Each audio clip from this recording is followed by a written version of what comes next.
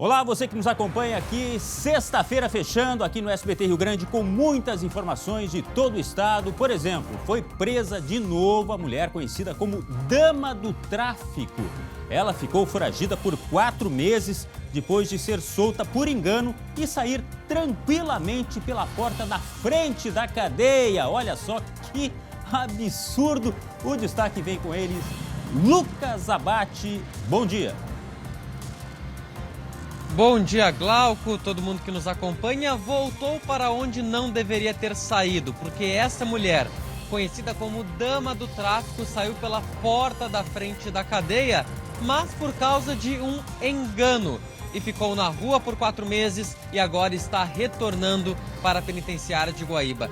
Essa mulher, Glauco, esposa, companheira de um grande conhecido da polícia e uma liderança do tráfico de drogas. Então daqui a pouco eu volto, conto quando que ela saiu da cadeia e também quem é o companheiro da Dama do Tráfico. Mas que coisa absurda, como é que sai assim, num engano tão clamoroso? Bom, enfim, daqui a pouco mais detalhes e outro assunto em destaque hoje tem flagrante de acidente na Serra Gaúcha, um caminhão e um ônibus. Esse destaque vem da redação com a Luciane Coleman. Bom dia, Lu. Bom dia, Glauco, bom dia a todos. Pois é, né, que flagrante, olha só que batida terrível. Isso aconteceu bem no início da manhã de hoje, lá em Farroupilha, na Serra Gaúcha. Como a gente vê ali nas imagens, o ônibus estava tentando fazer a conversão em um semáforo quando foi atingido em cheio por um caminhão e aí acaba tombando. Olha lá de novo a cena, olha lá o caminhão, bate em cheio e aí o ônibus tomba. Daqui a pouco, Glauco, eu trago mais informações, se teve feridos e o que aconteceu, né, para ocorrer então esse acidente lá em Farroupilha. E olha, eu conheço aquela região ali, aquele ponto é muito complicado. Daqui a pouco a gente fala mais sobre esse acidente, porque agora nós vamos para a zona sul do estado, para a cidade do Doce. Hoje começa a Fena Doce em Pelotas, depois de 2 anos sem festa presencial por causa da pandemia, né? E o destaque vem com ele, olha só, nosso elegante André Har. Bom dia, André. Oi, Glauco, bom dia a todos. Olha, Glauco, a nossa equipe está pronta aqui em Pelotas, viu?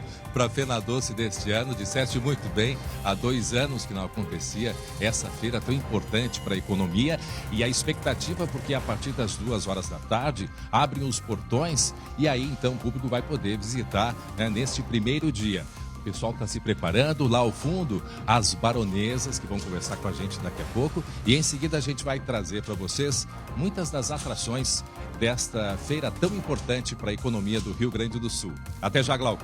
Tá bom, até já a gente fala mais sobre a Fena Doce. Eu já fiz as minhas encomendas, né? O André Har tá sabendo que tem que trazer uns docinhos lá de Pelotas, né? Nunca é demais. Mas olha só, vamos começar com operação policial? Chama a sirene. Tem a sirene aí do André? Isso mesmo, que teve operação, está tendo ainda operação policial contra uma quadrilha que usa guincho para furtar carros em Porto Alegre. Tudo muito bem encenado ali. O Lucas Abate tem as informações. Lucas, a polícia está de olho nesses criminosos, né? E nem tudo é o que parece, viu, Glauco? Tanto no momento do furto dos veículos, a gente já vai explorar essas imagens divulgadas pela polícia, mas também, Glauco, quem antes era vítima passa a se tornar suspeito. Vou explicar. No ano passado, criminosos usavam uma técnica um pouco diferenciada para levar carros. O que eles faziam? Viam um carro ali estacionado na rua, se aproximavam, se passavam por dono desse veículo, pegavam o celular, ligavam para o guincho e diziam, ó, Glauco, no guincho, olha, meu carro tá aqui, ficou sem bateria, perdi a chave, leva ele para mim em tal lugar lá que não consigo tirar ele aqui do local. Um guincheiro ia até lá, colocava o carro em cima do caminhão e levava embora. No ano passado, a polícia descobriu essa quadrilha, identificou alguns membros e, inclusive, prendeu uma pessoa em flagrante. E até então, Glauco, o guincheiro era a vítima do esquema. A polícia acreditava que ele estava sendo enganado também e era mais uma vítima. Só que ao longo da investigação, a polícia foi colhendo novos elementos e, na verdade, Glauco, acredite, o guincheiro estava junto com os criminosos, era membro dessa quadrilha. E o que a polícia foi fazer hoje? Foi cumprir alguns mandados de busca e endereços para tentar juntar mais provas contra esse homem, contra esse guincheiro, que não foi preso neste momento, Sim. mas a polícia prendeu o celular dele, documentos, também outros objetos encontrados na casa dele para tentar provar que ele estava junto com a quadrilha do guincho, Glauco. 11 horas 50 minutos, a gente está falando com o Lucas Abate sobre essa operação policial que combate a chamada quadrilha do guincho. E se eu estiver errado, Lucas, me corrige. Mas é que muita gente vê na rua aquele momento em que o guincho está sendo chamado para fazer um atendimento, isso aí é até corriqueiro, né? Infelizmente. Só que, nesse caso, o detalhe é que até a pessoa que está fazendo a ligação não é o proprietário. O proprietário, na verdade, chegou, deixou o carro, subiu para o apartamento, para o escritório, enfim. E enquanto isso, chega alguém lá, o espertinho, pega o telefone, olha o carro quem está interessado em furtar, né? Faz que está ligando e daqui a pouco chega o guincho. Tudo armado, é isso, né, Lucas? O motorista do guincho agora comprovadamente também envolvido, ou seja, não passa de um teatro. E as pessoas até não gostam que a gente fale muito em encenação, teatro, porque confunde ali quem trabalha honestamente nessa atividade, realmente, né, com esses criminosos. Mas é mais ou menos isso, né, Lucas? E eu lembro de acompanhar a primeira fase dessa operação, quando a polícia fez essa prisão em flagrante e também foi em busca de outras provas. Até a polícia chegou a pedir outras prisões preventivas que foram negadas pela justiça. E eu lembro que o delegado Rafael Lídica, na época, até chegou a mencionar que ia entrar em contato com os guincheiros, até com alguma associação, sindicato, para dar orientações de procedimento, porque não pode simplesmente, Glauco, eu falar que sou dono de um carro que está aqui perto de mim, ligar para o guincho levar lá para minha garagem. Então a polícia, na época, ainda entendendo que esse guincheiro era vítima dos criminosos, mas tinha essa intenção de dar orientação na época. Só que agora descobriram que, na verdade, ele também estava envolvido. Na ação de hoje, mais uma vez, a polícia pediu essas prisões preventivas que foram negadas pela justiça. Não sabemos exatamente por que a justiça negou a prisão, mas então a polícia foi em busca desses mandados de apreensão para tentar buscar mais elementos e ali na frente conseguir fundamentar novamente esse pedido de prisão preventiva. Pelo menos 6 veículos foram levados por essa quadrilha, normalmente carros que eram encomendados por algum outro criminoso, dizia, olha, quero um modelo tal, cor tal, ano tal. E eles iam lá pelas ruas, começavam a monitorar, quando achavam o carro, aplicavam esse golpe. Eu olhei os dados, né, dos casos já investigados, enfim, é carro de luxo, é carro que não é de luxo, é carro que vai ser clonado, é carro que vai ser desmanchado, enfim. É aquela atividade criminosa que vai se desenrolar lá na ponta com o receptador, essa é a verdade, né? Mas que a polícia, então, fique de olho e consiga chegar a esses criminosos. Lucas, muito obrigado. Daqui a pouco a gente volta para falar. Pois não. Glauco, eu queria só perguntar uma coisinha pro Lucas. Essa é daquela operação do ano passado, né? De outubro, isso? É o desenrolar, né? É o desenrolar, né? Isso. Não, é porque essa operação, uma das vítimas é um familiar meu. Então eu gostaria de, inclusive, relatar para as pessoas de casa. Sim, toda a investigação, uma das vítimas é uma pessoa da minha família. Eles levaram o carro? Na verdade, eles não conseguiram levar. O que aconteceu? Eu tenho um familiar que tem um carro que está em processo judicial e está na rua. Estava na rua, não está mais. Justamente porque tentaram levar 2 vezes esse carro e justamente nesse tipo de procedimento junto a guincheiros. Esse carro estava muito tempo na rua, provavelmente os criminosos acharam que era um carro que estava abandonado. E aí um dia um familiar, moradores lá da rua, viram que estava chegando um guincho. E aí tinha um cara dizendo, vem, pode levar, bota aí. Aí o outro familiar meu chegou lá e disse assim, como assim, o que vocês estão querendo levar esse carro? Não, é meu esse carro? Não, esse carro é da minha família.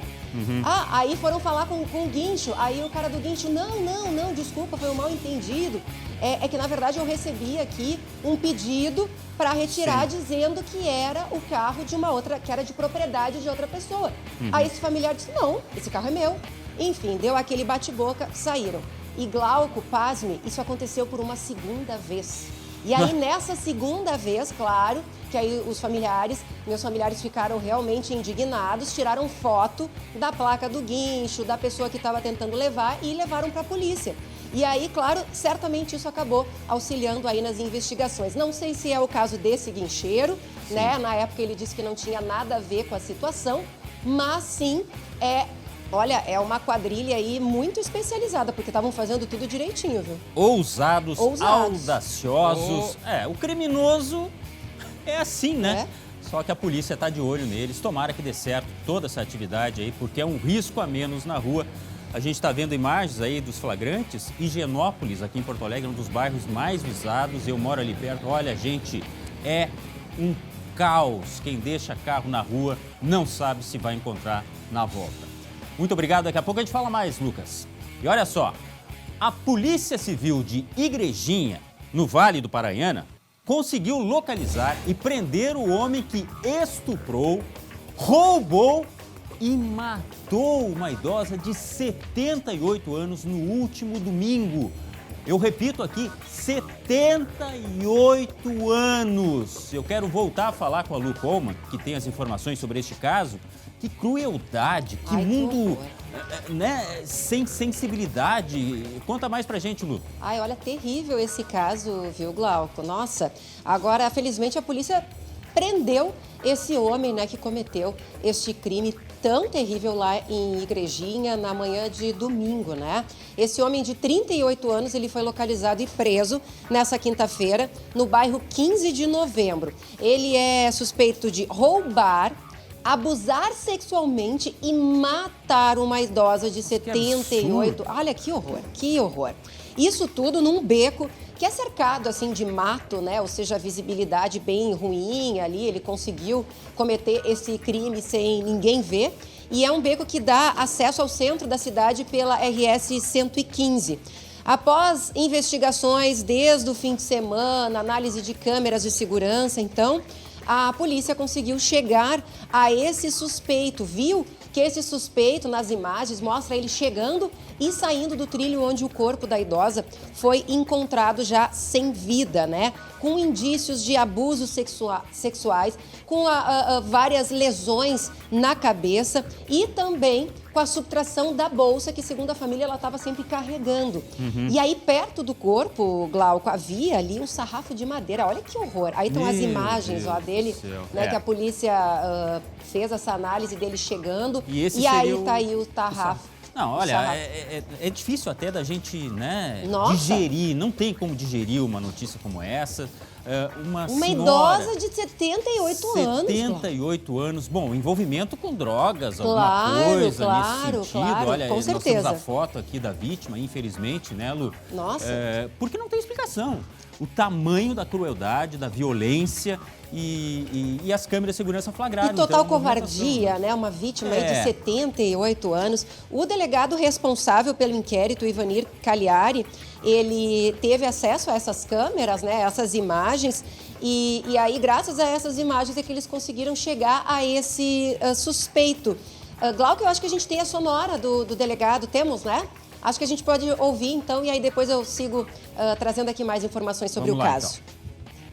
Após intensas análises de câmeras de estabelecimentos comerciais e residenciais da cidade, obtivemos êxito, então, em verificar que o suspeito aparece comparecendo no local do crime e, em seguida, o deixando em horário compatível com a execução do delito. Tá?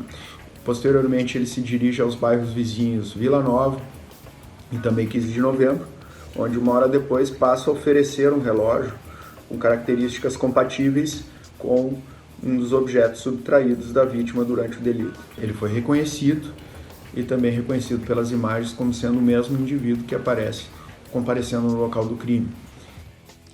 11 horas e 59 minutos, Luciane Coleman, nós estamos falando aqui deste caso aterrador, uma crueldade, numa cidade, olha, pacata que é Igrejinha.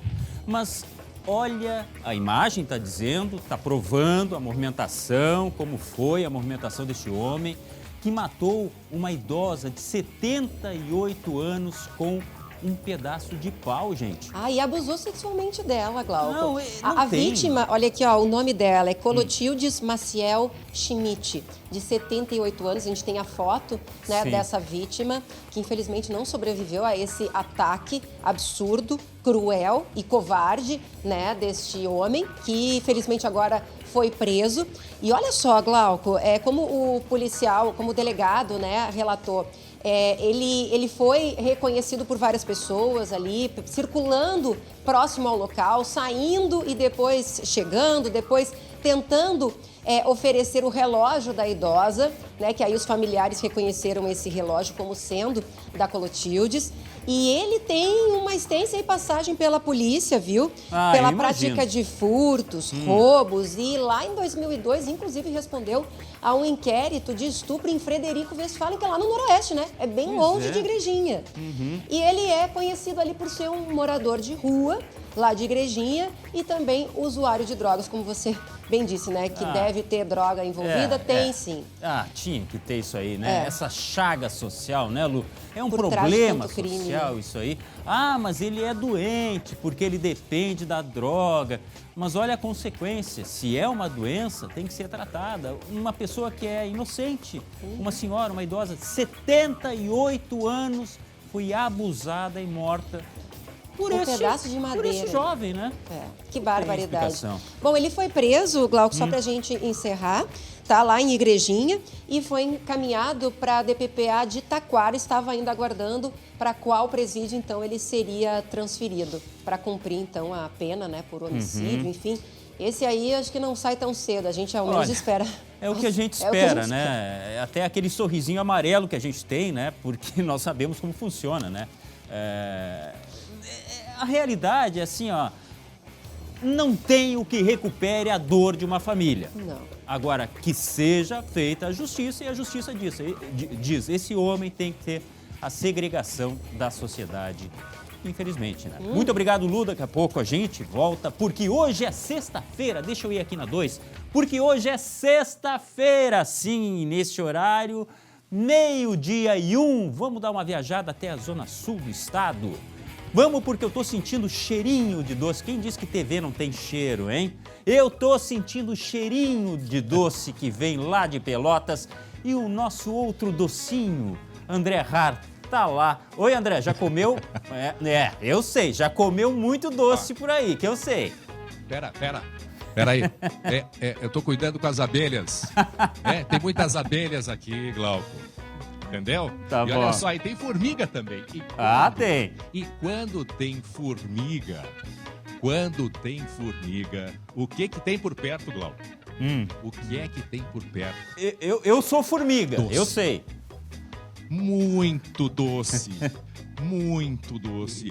Eu começo a enxergar daqui, lembrando que às 2h os portões aqui da Fena Doce abrem para o público. E olha o que tem aqui, Glauco. Olha aqui, mas tá tudo fechado, Glauco. Olha, pastel de Santa Clara. É quindim aqui? Olha ali, papo de anjo, doce de ovos, tem morango. Alguém abre, pelo amor de Deus. Ou Não tem seja, escada aqui, não tem nada. ô André, Eu vou dar um jeito. não, ou seja, tá fechada ainda a Fena Diga. Doce e o André tá lá dentro, gente. Sabe o que é isso aí? Sabe o que é isso? Abre às 2h da tarde, os portões abrem. Mas enquanto isso, a gente só fica desse jeito aqui, ó.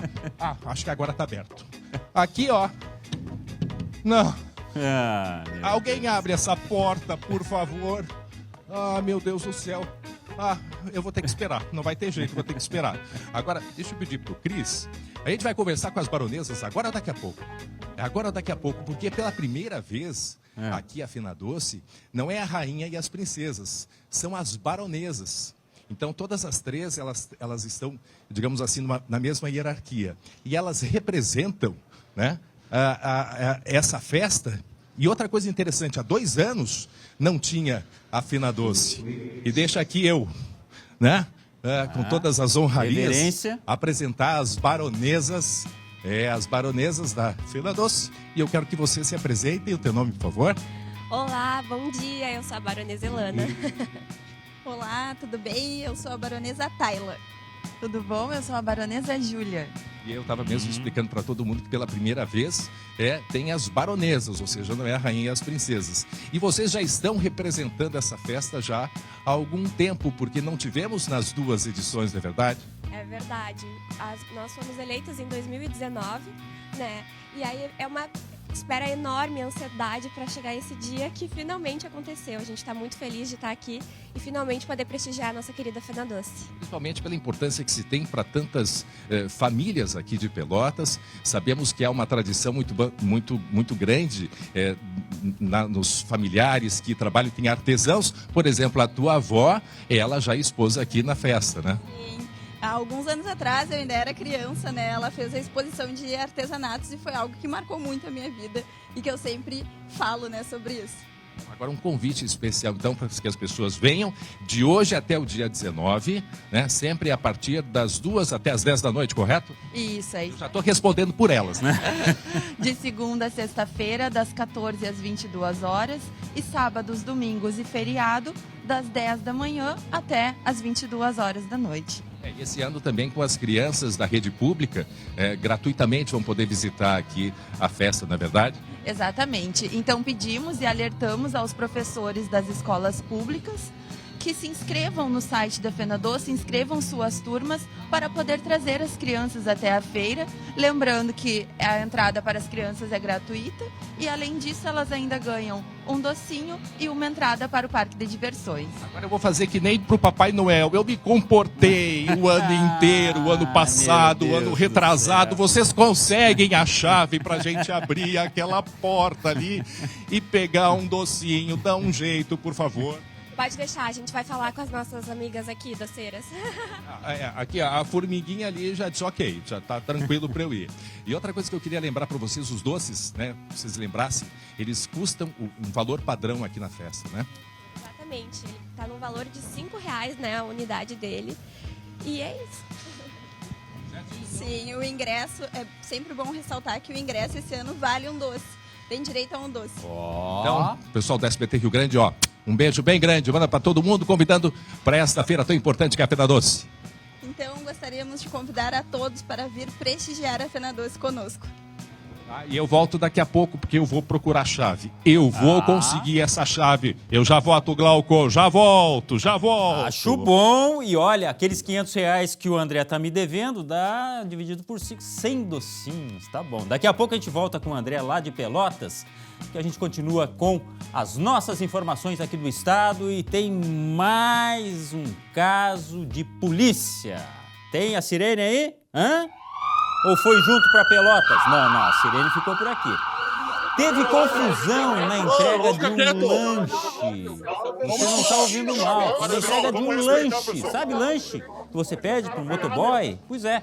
O motoboy acabou sendo agredido após pedir para o cliente descer para a recepção para pegar o pedido no portão do condomínio.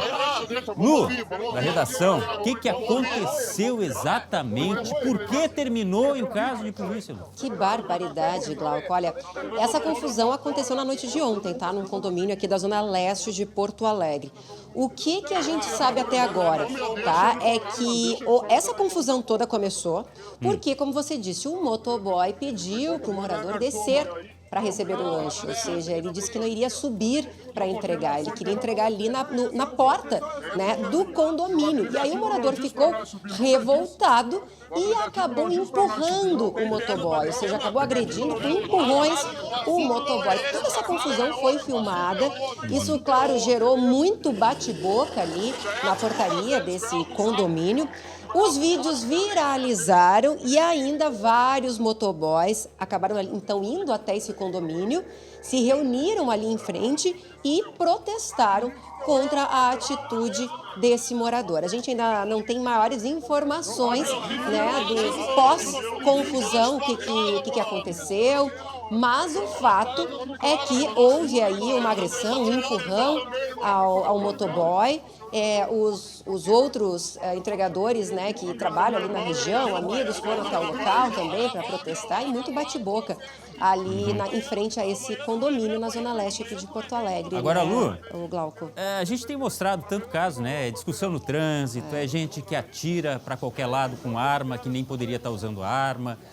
Eu, sinceramente, não esperava que a gente fosse noticiar algo assim, né? Motoboy, a gente usa muito esse serviço e que isso fosse acabar dessa forma, com protesto da categoria, porque houve essa indisposição com essa pessoa que teria pedido o lanche, que, aliás, não se manifestou mais, a gente não conseguiu contato com ele, inclusive, até para apresentar uma versão, né? Claro. O fato é que é mais um exemplo de intolerância. E falta de respeito, né? Empatia, enfim, Empatia. toda aquela questão lá. Sabe-se lá o que aconteceu com esse homem que pediu o lanche, se ele estava num dia ruim. Pois Nós vimos é. em Santa Maria há pouco tempo também um oficial de justiça que passou por maus bocados porque entrou num apartamento que o dono não queria e aí quem sofreu as consequências foi a moça da portaria e essa acabou sendo agredida. Bom, Mas, o Glauco, sabe, essa categoria de entregadores, motoboys, atualmente eles trabalham muito, né? Eu acho que a pandemia acabou fazendo um boom desse serviço e é um serviço que não é muito bem remunerado, então os caras estão ali, ó, ralando para nos servir, ou seja, trazer um lanche, trazer um jantar quentinho, e eles estão entregando ali, depois já tem que voltar para outro restaurante para seguir as entregas e terminar a noite com pelo menos um valor razoável para levar para casa, porque é assim que eles sobrevivem. Então eu acho que a gente também precisa ter a consciência de que nós, clientes, também temos as nossas obrigações. A gente tem direitos, mas a gente também tem deveres. Eu confesso que eu sempre fico muito preocupada com os motoboys, então eu sempre vejo quando eles estão chegando lá em casa para imediatamente abrir a porta, fazer eles aguardarem o mínimo possível, estão no frio, às vezes estão na chuva. Então, assim, eu acho que a gente também precisa olhar com um pouquinho mais de cuidado para essa categoria que tanto trabalha, né, para nos auxiliar, para nos entregar verdade, uma concordo. refeição, alguma outra entrega. E olha só, nós temos agora, Lu, mostramos neste momento o vídeo da agressão. Ah, pois Nós estava tivemos faltando esse acesso vídeo. à parte do vídeo que contém a agressão deste homem contra o motoboy. Logicamente que é fácil de identificar, o motoboy está de capacete ali e houve uma discussão muito forte com esse homem que pediu o lanche e desceu contrariado, tá? Essa é parte da agressão. Foi o vídeo que ganhou as redes sociais, que inclusive viralizou e que virou um motivo de protesto da categoria, inclusive, Lu. Que vergonha, né? Dá para ver ali, né? Houve essa discussão muito forte, é claro que nós não temos o áudio dessa discussão aí, mas que terminou em caso de polícia. Gente, olha só, como em toda a categoria, Lu, há aqueles que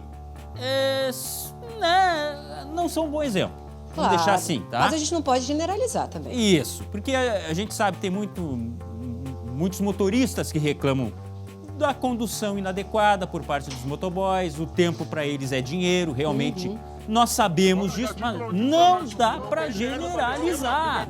É um trabalho honesto, suado, abaixo de chuva, de frio, de sol.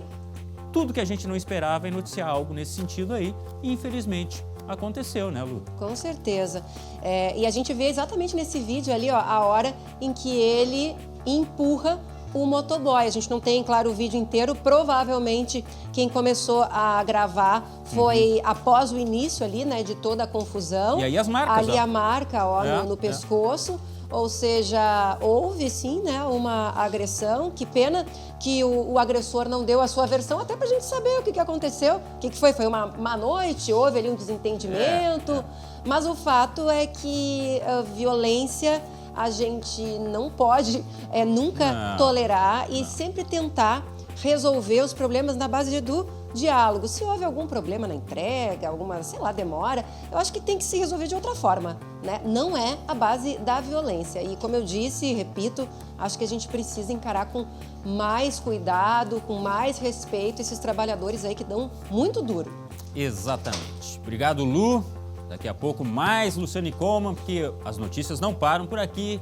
12h e 13 minutos. Olha só, 2 toneladas de produtos impróprios para consumo foram apreendidos em uma operação em Nova Bassano, na Serra Gaúcha. Veja no nosso Giro de Notícias. Alimentos vencidos, estragados e sem registro. Produtos fora da temperatura ideal, sem rotulagem e sem informações obrigatórias foram encontrados em 3 estabelecimentos fiscalizados. O dono de um supermercado foi preso.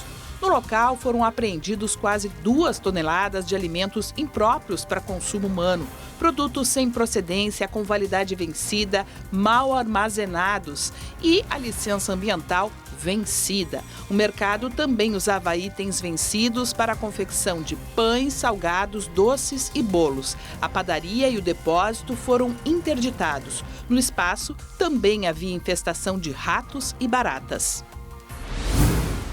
2 ambulantes foram presos em flagrante pela Guarda Municipal no centro de Porto Alegre. Eles vendiam frutas e verduras sem autorização. Depois do recolhimento dos alimentos, os ambulantes atearam fogo em um container e ameaçaram os agentes. O homem que incendiou o container tem antecedentes criminais por furto e roubo. Os bombeiros foram chamados para apagar o fogo. A dupla foi encaminhada para a Polícia Judiciária. Depois da autuação, um deles foi liberado com o pagamento de fiança de R$ 1.500. O outro vai responder por termo circunstanciado. Outras bancas de hortifruti grangeiros foram desativadas. Os alimentos vão ser doados de acordo com a Prefeitura. Mais de 15 mil maços de cigarros contrabandeados do Paraguai foram apreendidos pela Polícia Rodoviária Federal em Vacaria. Foi nesta quinta-feira, durante uma abordagem na BR-285. A carga estava em uma caminhonete com placas de Curitiba. O motorista de 35 anos foi preso. Ele já tinha antecedentes por contrabando e estava com a carteira de habilitação vencida há 5 anos. Preso nesta quinta-feira na capital, um homem acusado de pedofilia. Segundo a denúncia, ele ordenou a uma criança de 4 anos a acariciar seus órgãos genitais, se aproveitando da proximidade, já que era locatário de uma casa localizada no mesmo pátio da residência da vítima. O acusado também fotografou, filmou e armazenou por meio de celular cenas de sexo explícito e pornografia envolvendo criança. Gente, 4 anos? E aconteceu isso aí? Olha, às vezes a gente tem que lutar para não perder a esperança, tá? Aliás, falar em esperança, você que é torcedor gremista, o que achou do empate contra o Vasco da Gama, hein? Daqui a pouco nós vamos falar, porque tinha aquela história. Perdendo, o Roger cai. Não perdeu, mas será que tá firmezão lá, como diz no interior? O jogo foi de sofrer, viu? Eu posso adiantar isso aí. Quem viu o jogo sabe muito bem do que eu tô falando. Já já nós falamos mais sobre, inclusive, a questão. Como está a situação do Roger, que agora tem jogo decisivo na Arena. Mudou de lugar, mas o jogo continua sendo decisivo. Olha só o que é essa jogada aí. Não, isso é surreal. Qualquer esporte, menos futebol. Eles não conseguiam botar a bola no chão, era difícil. É bola de hidrogênio, sabe? Aquela que fica lá em cima só. Meu Deus do céu. Daqui a pouco a gente fala então sobre Grêmio e Inter aqui no SBT Rio Grande. 12h, 18 minutos. Nós agora vamos falar de um fato um tanto inusitado. Mas é relacionado à segurança, não deixa de ser curioso e, ao mesmo tempo, muito, mas muito preocupante. Atenção, olha só. Presa dama do tráfico, depois de ser solta por engano da penitenciária de Guaíba. Deixa eu ver se eu entendi. Ela foi presa porque foi solta, mas não era para ter sido solta. Vamos ver se eu resumi bem. Lucas Abate, era mais ou menos essa história, ela estava na rua sem poder estar na rua. Mais ou menos isso, Glauco. Ela não deveria ter saído da cadeia, saiu por um engano, por um equívoco, que a gente já vai contar como é que foi essa situação. Passou 4 meses na rua, se escondendo da polícia, mas também continuando com as atividades criminosas. Afinal, ela é a dama do tráfico, mas ontem acabou esse sonho de liberdade, Glauco. Foi presa novamente pela Polícia Civil e vai voltar ao lugar de onde não deveria ter saído em fevereiro desse ano. Certamente está todo mundo em casa perguntando, mas como assim? Um engano? Saiu da cadeia pela porta da frente? Como é assim? isso mesmo? Como assim? É isso mesmo. E a delegada Luciane Bertoletti nos conta, nos explica um pouco melhor essa situação. Essa mulher foi presa pela delegacia de Esteio no início de 2020 por tráfico de drogas. Ela era, naquele momento, ela era companheira de um líder de uma das maiores facções do Rio Grande do Sul, está inclusive preso numa penitenciária federal. Naquele momento, ela tinha tomado conta, né, dos pontos de tráfico. Por isso, dama, toda essa coisa que reveste a atuação dessa criminosa aí. Mas, meu Deus, o que ela fez? Disseram na porta, olha, fulana de tal, pode sair que tá... E aí tinha uma outra e disse, eu vou lá então, vou lá, é o meu nome. Só que não era essa, Lucas. E ela se aproveitou dessa situação, Glauco. Imagina só entrar aí na redação, ó, a gente tem um presente pro Glauco Paza, e eu tô lá quietinho no meu canto, eu sou o Glauco, pegar o teu presente. Mais ou menos isso, Glauco, só que ela fez isso com a liberdade. Tinha uma presa com o mesmo nome dela, só que, claro, isso tem outras formas, tem documento, tem o RG, tem o próprio número do preso. Só que ela, vendo a situação, viu a oportunidade, pensou, opa, posso sair daqui, será que eu vou sair?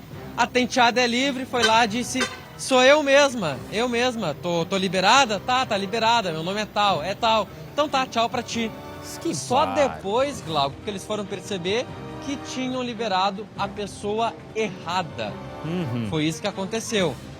A pessoa que deveria ser liberada mesmo, ficou mais um tempinho ali na cadeia, depois foi solta, claro, era o direito dela, ela saiu. Mas a outra se aproveitou, ficou aí 4 meses na rua. Agora, por que dama do tráfico, Glauco? Sim. Porque o companheiro dela, ou ex-companheiro, não sabemos, está há um bom tempo em penitenciária federal.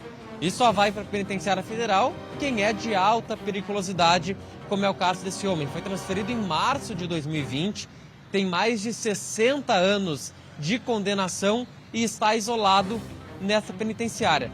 Por que eu falei talvez Glauco? Porque nesse período em penitenciária federal, os criminosos ficam completamente isolados, ficam numa salinha lá, numa cela 2x2, sem acesso, não tem celular lá, não tem cartinha, não tem nenhuma forma, nem visita tem direito. Então a gente não sabe se ela continuava sendo companheira dele. O fato é, quando ele foi para a cadeia federal, ela tomou conta dos pontos de tráfico de drogas e estava coordenando ali todo o esquema na região de Esteio e de Sapucaia do Sul. Mas que coisa, olha, tem cada uma que a gente vê, né? Só comprovando assim, através dos relatos que o Lucas está trazendo, para não achar que é invenção. Não, aconteceu sim. Menos mal que agora a polícia botou a mão nessa criminosa, né? A dama do tráfico, e ela volta para a cadeia, lugar de onde não deveria ter saído. Agora eu fiquei em dúvida, será que esse aqui é o Lucas Abate mesmo? Não, deve ser sim. Ai, meu Deus do céu, 12h22, a gente segue com o SBT Rio Grande, muitas informações do estado nesta sexta-feira. A polícia segue investigando a morte de uma criança de 3 anos em Alvorada, na Grande Porto Alegre. A menina foi levada sem vida pelo padrasto ao pronto atendimento. A delegada falou pela primeira vez sobre o caso. Vamos acompanhar. O pedido de justiça mostra a revolta da comunidade pela morte de Mirela Dias Franco, de 3 anos. Moradores atearam fogo em móveis e equipamentos da barbearia do padrasto da menina e bloquearam uma rua na noite de quarta-feira. Justiça! Justiça! O homem levou a enteada na terça-feira a esta unidade de saúde na Grande Porto Alegre, dizendo que ela havia desmaiado no banho. Mirela já estava sem vida. Ao ver que a criança tinha hematomas pelo corpo, a equipe chamou a polícia. No atestado de óbito constam como causas da morte choque hipovolêmico, quando se perde muito sangue, hemorragia abdominal e lesão de vísceras. O laudo também indica que a morte foi violenta. A perícia preliminar aponta para hemorragia por instrumento contundente. O padrasto ele relata que tentou fazer a reanimação nela e uma criança que estava no local confirma isso. Então, o questionamento é, será que essa lesão aí também não é decorrente disso? A gente não pode descartar nenhuma possibilidade. 10 pessoas já prestaram depoimento. A mãe relatou que a filha teve uma crise de convulsão no ano passado e que um dia antes da morte levou Mirella para atendimento médico por tosse e febre. A polícia tenta reconstruir a rotina da menina, que tinha contato com vários familiares. Nós vamos continuar realizando oitivas, todo mundo que a gente souber que teve contato com essa criança. Nós vamos solicitar aí os prontuários médicos para ver se tem algum histórico. Deixa eu falar com a Lu, que acompanhou bem de perto este assunto ontem, pela reportagem que a gente viu agora. Lu, que coisa triste, né? Muito triste. Criança, 3 anos de idade. E agora, o que mais você conta a respeito de tudo que acompanhou ontem, Lu? Olha, Glauco, eu já acompanhei uma série de investigações policiais e me chama a atenção que realmente a polícia não tem certeza de quem cometeu esse crime. Por isso que o padrasto e a mãe não foram presos. Muita gente questiona isso, mas por que eles não foram presos? Porque não há elementos nesse momento que confirme que houve agressão, quem praticou a agressão e quando. Ou seja, se foi naquele dia, se foi um dia antes, se foi o padrasto, se foi a mãe, se foi alguma outra pessoa, se foi alguma queda. Porque o perito, ele falou por telefone com os delegados, né? E ele disse que essa questão da hemorragia causada por instrumento contundente não necessariamente é um instrumento, por exemplo, um bastão. Sim. Pode ser uma queda, pode ser um chute, pode ser uma porrada, pode até ser uma tentativa errada de reanimação, porque é uma criança pequena, uma pessoa que não tem qualificação, experiência para realizar isso. Alguns elementos importantes. Boa parte dos hematomas eram da mesma cor, então o que remete que eram da mesma situação. Outra questão, Glauco, que eu trouxe ali na reportagem.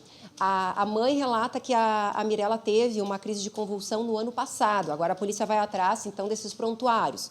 Um dia antes, a mãe levou ela no atendimento médico porque estava com febre e um pouco de tosse. Só que o médico, claro, não tirou toda a roupinha para ver se ela estava ou não com hematomas. Então, agora a polícia já confirmou com a médica que teve esse atendimento mesmo, né? Mas vai atrás dos prontuários. Outra situação, Glauco, no início do ano, o Conselho Tutelar chamou o avô materno, ou seja, o pai da mãe da Mirella, e pediu para ele supervisionar mais a neta. Por quê? Porque ela tinha uma sequência de lesões, fraturas, que havia uma justificativa, sei lá, caiu da motoca e quebrou um ossinho, tinha uma queimadura, a irmã estava brincando com água quente, e aí, segundo o Conselho Tutelar, haveria ali uma certa negligência, uma certa falta de supervisor, de supervisão de algum responsável. Sim. Tá? Então, e a questão de que ela passava também, a polícia levantou, na casa de muitas pessoas, ela tinha contato com muitos familiares, muitos vizinhos. E o mais importante, Glauco, ela tem uma irmã, né, de 8 anos, a Mirella, e essa irmãzinha estava junto com ela no momento em que tudo aconteceu. E aí, numa conversa inicial, ela confirma a versão do padrasto. Ela poderia ter sido coagida? Poderia, claro. Mas como os policiais dizem, né, a criança, seguido, ela remete algum sinal, ela dá mensagens, né? E, nesse caso, ela confirmou a dinâmica relatada pelo padrasto, de que elas estavam tomando banho, a Mirella começou a passar mal, ele foi lá, porque daí a menina de 8 anos chamou o padrasto, ele foi lá, botou ela na cama e tentou reanimar, não conseguiu, chamou a mãe dele, chamou uma vizinha e levou, então, para a unidade de saúde. Então, por que a polícia fala em tentar reconstruir essa rotina? Quer ver quais casas que ela passou, com quem que ela passou nos últimos dias, né? E assim, a perícia pode não apontar quando exatamente que isso aconteceu. Se foi agressão ou se foi alguma lesão causada por alguma negligência. Então, eles precisam exatamente refazer todo esse histórico para tentar chegar ao motivo e à causa real do que levou à morte da Mirella. É bem complexo, viu, Glauco? É complexo. É complexo, não, Lu, não é tão simples assim, não. Mas, Lu, a gente tem que confiar muito no trabalho da perícia e, para isso, eles têm uma formação sensacional, porque o Tribunal da População já tem as suas conclusões. Nós tivemos a barbearia incendiada, os equipamentos queimados, enfim. É de se esperar, não adianta. O que eu levo, assim, ó, como o que é certo desse fato é que essa criança sofreu muito, infelizmente. Infelizmente. 3 anos de idade, quer seja por um ataque de epilepsia ou por agressões, ela sofreu 3 anos com várias marcas no corpo. Que Muito triste isso. Muito, muito triste, viu, Glauco? Tomara que se resolva e que a polícia consiga achar a causa realmente em relação a esta morte, a esta tragédia. Mas eu fico aqui com a Lu e a Lu fica comigo, porque a gente vai falar de um flagrante. Câmeras registraram um acidente envolvendo um ônibus e um caminhão. Olha que pancada. Isso aconteceu ali na poste, Serra né? Gaúcha. Ô Lu, me conta os detalhes, porque a gente tem as informações visuais. Foi um acidente à noite, um ônibus, imagina, um ônibus e um caminhão, né, Lu? Pois é, um ônibus e um caminhão. Isso aconteceu no início da manhã de hoje, está escuro porque era 5 horas mais ou menos da manhã, né? Ainda não tinha amanhecido, lá em Farroupilha. O que a gente vê nas imagens? O ônibus estava fazendo ali a conversão, tá? É uma conversão que tem semáforo. E aí o caminhão veio, não freou e bateu com tudo no ônibus, que então tomba, né? Olha só, com muita força ali, a batida. O ônibus acaba tombando, ele pega ali, ó, um poste que a gente vai ver. É uma placa de sinalização, ó, que vai lá pro canteiro, né? Acaba voando e aí a gente percebe ali a força dessa batida. De acordo com informações do Corpo de Bombeiros, tá? Agora, a parte boa, viu, Glauco? Se é que tem. Ambos os condutores ficaram apenas com lesões. A outra questão, o ônibus estava vazio, só estava ali com o motorista. Ah, tá. Eu logo imaginei, Essa é a Lu, grande questão. eu logo imaginei um monte de gente ferida, porque trata-se de um ônibus. Bom, aí veio a boa notícia que a Lu está trazendo, o ônibus estava vazio. Ô, Lu, não sei se você lembra desse trecho aí, logo que sai de Caxias, tem uma conversão que, aliás, é muito chata, e olha, de muito tempo. Quem vai reto vai para Farroupilha, quem pega a esquerda vem para Porto Alegre, enfim. E já tem relato de muito acidente ali. Foi justamente nesse local. Menos mal, né, Lu, que os 2 motoristas, então, foram encaminhados para o hospital. Não tinha mais gente no ônibus. Não. E eles estão certamente sendo observados, mas não aconteceu o pior. Não aconteceu o pior. Tiveram ferimentos leves, fizeram o teste do bafômetro, deu negativo. Então, foi falta de atenção e, ao que tudo indica, né, o caminhão ali é que acabou, então, provocando todo esse acidente. O ônibus estava ali fazendo a conversão dentro do sinal do semáforo, mas o caminhão acabou não parando e atingindo em cheio aí este ônibus, Glauco. É um mega acidente em se tratando de toneladas. E outra, né, foi às 5 horas da manhã, você sabe o movimento que é essa região durante o dia. É uma região também industrial, né? Tem muita gente indo para as fábricas, indo para trabalhar, né? Bom, mas a gente segue, infelizmente, falando de acidente, tá? Agora, na Rota do Sol, um outro acidente que deixou uma pessoa aí. Bom, aí veio a notícia ruim mesmo, uma pessoa morreu. Lu, que informações você tem? Nós temos as imagens aí neste momento. Meu Deus, olha, o estado que ficou é um caminhão também. Isso era um caminhão, né, Glauco? Que horror, eu vi essas imagens, meu Deus, olha o que virou um espalhado. Caminhão. Olha, muito grave esse acidente. Aconteceu agora também, nessa manhã, e foi ali no final da Rota do Sol, na entrada do município de Imigrante. O que aconteceu? O motorista dessa carreta perdeu o controle do veículo e invadiu o terreno de uma metalúrgica, uma empresa, onde havia cerca de 300 funcionários trabalhando. O motorista, infelizmente, morreu na hora, até porque a gente vê a gravidade aí do acidente, né? O caminhão ali virou um amontoado de ferro. Um funcionário da metalúrgica ficou ferido e foi encaminhado ao hospital. E o Corpo de Bombeiros Voluntários segue atendendo essa ocorrência lá no local. Moradores, Glauco, disseram que esse caminhão já estava vindo em zigue-zague antes de entrar e invadir no terreno dessa metalúrgica. Claro que agora vai ter então toda essa investigação para saber o que aconteceu. Será que ele dormiu na direção? Teve algum problema mecânico? Lu, eu tô olhando de novo para essa imagem. Olha que um caminhão é um bichão forte. Exato. Ele é um negócio, né? O habitáculo que a gente chama ali no cavalinho, ele é reforçado. Mas olha o estado que ficou esta cabine deste caminhão, né? Exato. Não é à toa que, infelizmente, nós tivemos esta morte. E esse prédio aqui que você está vendo atrás seria, então, a metalúrgica, que foi o local invadido, que acabou sendo invadido por esse caminhão, que, como a gente viu ali, estava carregado, né? E aí aumenta ainda mais o peso, conforme testemunhas, a Lu disse aqui, que disseram que ele já vinha numa velocidade já, né? Em zigue-zague, maior, né? E em zigue-zague. Não tem como controlar. Agora, sabe-se lá por qual motivo? Isso é um trabalho também que a perícia vai apurar. A gente está vendo um carro que, inclusive, me parece que com o choque, sei lá, eu não sei se esse carro não invadiu. Parece que foi arremessado ali, né? Ele não está no lugar realmente adequado. Mas olha... Glauco, observando aqui as imagens, eu acho que você aí tem mais visão do que eu, mas eu tenho a impressão de que... Será que ele capotou? Porque ele ficou muito destruído, o caminhão, né? Pois é, mas chama atenção que esse cavalo, ele tá de pé, né? Dá pra ver que ele o tá pneu, ele mas toda a parte de estourou, cima né? tá completamente destruída, então eu não sei se ele não capotou. De repente deu uma volta, porque ele acabou ficando com a carroceria sem nada da carga, toda a carga caiu, né? Então é possível que ele tenha dado ali uma...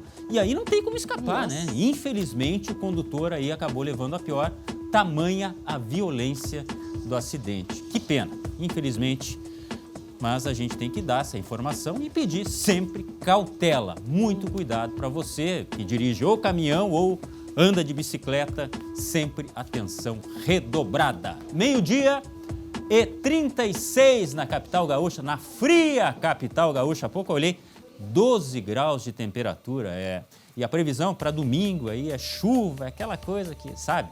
Pelo menos hoje tem sol.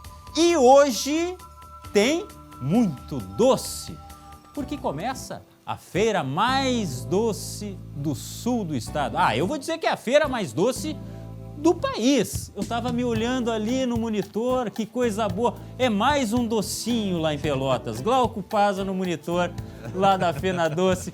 Meu amigo André Harry, agora já deve ter comido, pelo menos ali um quindinzinho, um brigadeiro. Não, ainda não, mas vai chegar a hora.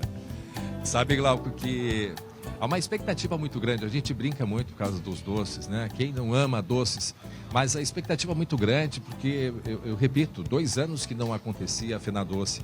E é uma feira de extrema importância, não só para a economia no que se refere à produção e venda de doces, mas também de outros produtos aqui da região de Pelotas. Então são pequenas famílias que dependem justamente, né, desta feira, desta festa para divulgação e de fato de vendas. Por isso o SBT preparou esse espaço para receber convidados, né, os nossos telespectadores, muita gente passa por aqui. É bacana, né? E é um espaço, assim, um dos principais pontos aqui pertinho da Cidade dos Doces, que é essa área onde eu estava há pouco tentando entrar. Agora, a realização da FenaDoce foi um desafio muito grande para a cidade, por toda a situação que a gente sabe de pandemia. Foi uma decisão muito recente, por isso a gente vai conversar com o Enio Ferreira, que é um dos gestores da CDL, a Câmara de Dirigentes Lojistas, para saber um pouquinho como que foi esse preparativo e toda essa expectativa, não é mesmo? Senhor Enio Ferreira, muito obrigado por conversar com a gente aqui no SBT. É um prazer imenso, mais um desafio da CDL Pelotas, e esta bem diferente das edições anteriores, porque depois desses 2 anos sem feira, nós tivemos que reinventar a feira, em menos de 90 dias. Normalmente a gente faz uma feira de um ano para o outro, mas em 90 dias nós estamos com ela em pleno êxito em termos, esperando somente a abertura da feira. E valorizando artistas locais, né, que vão poder se apresentar aqui nesses dias, vai até o dia 19, começa hoje, vai até o dia 19 aqui a Fenadoce, né? Exatamente. Uma grande característica da Fenadoce é a valorização do artista local, com a nossa produção cultural, dando valor ao nosso artista da terra. Certo. Bom, e essa organização, lembrando que vocês conseguiram fazer contatos com grandes artistas nacionais que também vão se apresentar aqui. Eu sempre quero chamar a atenção para isso, porque é a valorização aqui da cidade de Pelotas, no sul do estado, né? Exatamente. Com os parceiros da CDL, da Fenadoce, hoje nós vamos ter 3 shows nacionais, tá, de grande impacto para a cidade. Então vamos trazer algo bem diferenciado esse ano. É interessante que a Fenadoce 2022 ela tem uma frase símbolo, né? São doces reencontros. E eu percebi, Enio Ferreira, que há um sentimento muito... As pessoas estão emocionadas. E me parece que, claro, diretamente ligado à economia aqui de Pelotas, da região, das famílias que também dependem desse espaço, dessa festa, né? Nós sabemos que a Fenadoce, tá, ela tem um eixo norteador para um grande número de famílias, principalmente as doceiras de Pelotas, que vivem em Fenadoce e nesses 2 últimos anos estavam completamente sem renda, só fazendo alguma coisa bem caseira. Enio Ferreira, um dos gestores da CDL aqui de Pelotas, muito obrigado por conversar com a gente, um sucesso é o que a gente deseja para vocês. E daqui a pouco, Glauco, eu volto. Não sei se eu vou conseguir achar a vizinha onde estão os doces, mas o pessoal vai me ajudar, não vai? Vou pedir para as baronesas, alguém vai ter que me ajudar e eu já volto, tá bom? O André ele tá dando migué, ele já deve ter comida, ele não quer trazer pra gente, mas deixa assim, daqui a pouco a gente fala mais sobre a Fenadoce, esse programa gostoso desse final de semana, que está começando só hoje, né? E vai seguir ainda. Vamos lá, seguimos, porque são meio-dia e 40, com muita informação aqui no SBT Rio Grande. Eu estava com o celular aqui fazendo a minha lista, vou mandar para o André.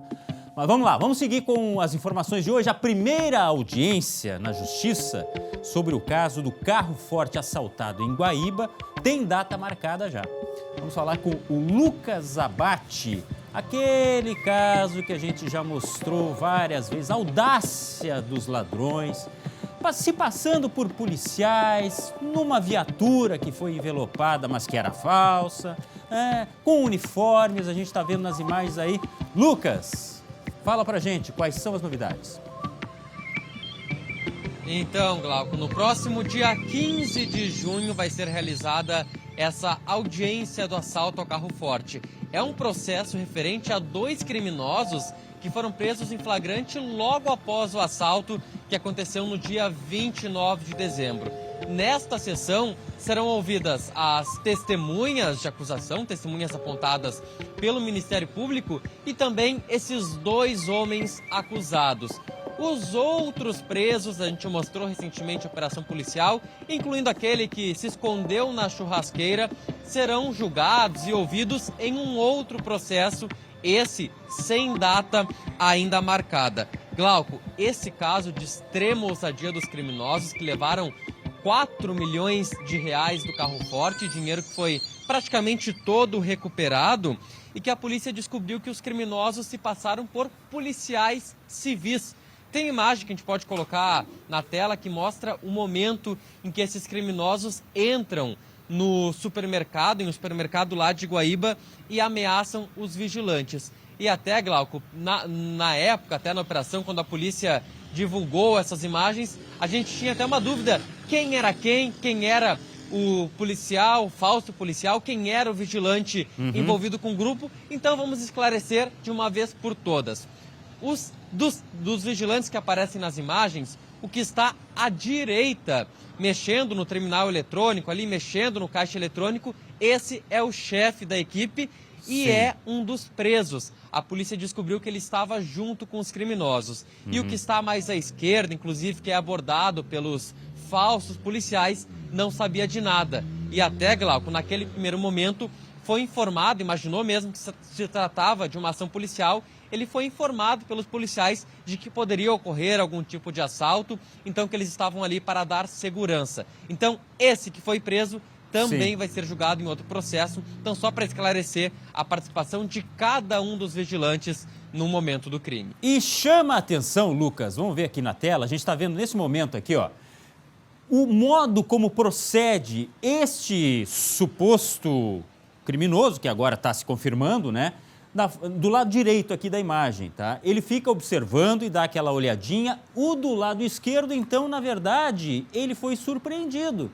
Ele, sim, é um funcionário idôneo da empresa e, na verdade, então, este é um dos criminosos, o que está à direita, mexendo já no caixa eletrônico. Você pode ver, pelo modo como ele procede, que realmente, né, ele parece muito mais tranquilo, ele está ali com o celular na mão, ele fica observando a ação dos criminosos que estão disfarçados de policiais. Então, essa é a correção.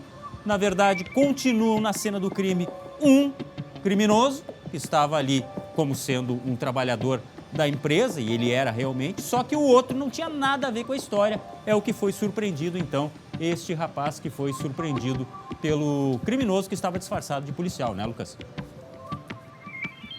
Isso, Glauco. Eles chegam ali, se apresentam como policiais para esse vigilante mais à esquerda que não sabia de nada, e eles até informam para ele, olha, a gente é da Polícia Civil, parece que vai ter um assalto, a gente está monitorando uma situação, então a gente veio aqui para prestar segurança, para dar apoio a vocês. Só que, na verdade, Glauco, eram falsos policiais, eles estavam fazendo aquilo para tentar cercar o vigilante sem chamar atenção, e o outro, chefe da equipe ali, como quem não queria nada, mexendo no caixa eletrônico, era, na verdade, um aliado dos criminosos. E outro, não aparece nas imagens, mas era o motorista do carro forte, também fazia parte dessa quadrilha, desse grupo criminoso. Nesses 4, Glauco, que aparecem, todos eles que aparecem como falsos policiais, todos eles já estão, inclusive, identificados. E um deles é aquele criminoso, o Mauricinho, como foi chamado na época, que era o criminoso da churrasqueira. A gente mostrou pouco as imagens dele ali, saindo carregado pelos policiais. Tá aí a imagem. Durante a operação, tentou se esconder na churrasqueira. Teve uma intensa busca, mais de 1 hora de busca, a nossa equipe acompanhou tudo. E ele foi encontrado, então, pelos policiais em Canoas, permanece preso. E o outro comparsa dele, líder do grupo, conhecido como Papaléguas, esse sim, Glauco, ainda não foi localizado. Tá certo, então. Ele tentou se disfarçar de churrasco, não deu certo. A polícia, apesar da demora, foi lá, conseguiu pegar, estava aí, ó, dentro da churrasqueira. Era carne ruim. Vai ter que responder agora pelo que fez. Muito obrigado ao Lucas Abate, 12h46. Olha só, o dono de um ferro velho de Canoas, na região metropolitana, reagiu a uma tentativa de assalto e matou um dos criminosos. Este caso que nós mostramos ainda ontem aqui no SBT Rio Grande, mas que teve um desenrolar e agora a gente entra nos detalhes. Lu Coleman, da redação, a reação acabou resultando na morte, né, Lu? Pois é, Glauco, olha só, vou contar um pouquinho sobre o que aconteceu, tá? Todos os detalhes dessa história, porque ontem era tudo bem preliminar. 3 criminosos chegaram de carro até esse estabelecimento, né, um ferro velho lá de Canoas. 2 desceram e abordaram o proprietário, um funcionário e um cliente que estava lá no local.